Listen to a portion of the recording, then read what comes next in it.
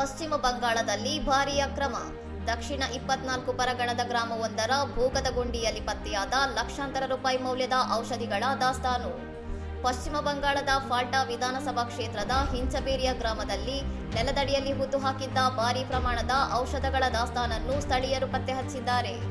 ಪೆಟ್ಟಿಗೆಗಳು ಮತ್ತು ಪ್ಲಾಸ್ಟಿಕ್ ಪಾತ್ರೆಗಳಲ್ಲಿ ಪ್ಯಾಕ್ ಮಾಡಿ ಭೂಗತಗುಂಡಿಯಲ್ಲಿ ಮರೆಮಾಡಲಾಗಿದ್ದ ಈ ಔಷಧಿಗಳನ್ನು ನೋಡಿ ಗ್ರಾಮಸ್ಥರು ಆತಂಕಗೊಂಡಿದ್ದು ತಕ್ಷಣವೇ ಪೊಲೀಸರಿಗೆ ಮಾಹಿತಿ ನೀಡಿದ್ದಾರೆ.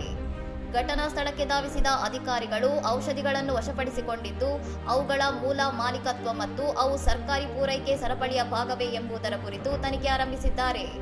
ವಶಪಡಿಸಿಕೊಂಡ ಔಷಧಿಗಳ ಮುಕ್ತಾಯ ದಿನಾಂಕ ಮತ್ತು ಅವುಗಳ ಸ್ವರೂಪವನ್ನು ಪರಿಶೀಲಿಸಲು ಮಾದರಿಗಳನ್ನು ವಿಧಿವಿಜ್ಞಾನ ಪ್ರಯೋಗಾಲಯಕ್ಕೆ ಕಳುಹಿಸಲು ಸಿದ್ಧತೆ ನಡೆಸಲಾಗಿದೆ.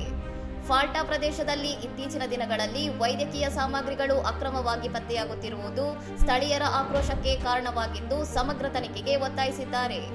ಈ ಅಕ್ರಮ ದಾಸ್ತಾನಿನ ಹಿಂದಿರುವ ವ್ಯಕ್ತಿಗಳನ್ನು ಗುರುತಿಸಲು ಹಾಗೂ ಸಾರ್ವಜನಿಕರ ಆರೋಗ್ಯ ಸರಬರಾಜು ನಿಯಮಗಳ ಉಲ್ಲಂಘನೆ ನಡೆದಿದೆ ಎಂದು ಖಚಿತಪಡಿಸಿಕೊಳ್ಳಲು ಪೊಲೀಸರು ತನಿಖೆಯನ್ನು ತೀವ್ರಗೊಳಿಸಿದ್ದಾರೆ.